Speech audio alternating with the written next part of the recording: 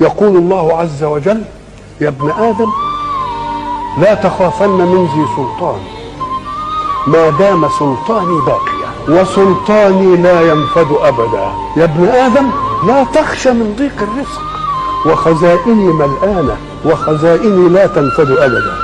يا ابن آدم خلقتك للعبادة فلا تلعب، وضمنت لك رزقك فلا تتعب، فوعزتي وجلالي إن رضيت بما قسمته لك أرحت قلبك وبدنك وكنت عندي محمودا، وإن أنت لم ترضى بما قسمته لك فوعزتي وجلالي لأسلطن عليك الدنيا تركض فيها ركض الوحوش في البرية ثم لا يكون لك منها إلا ما قسمته لك.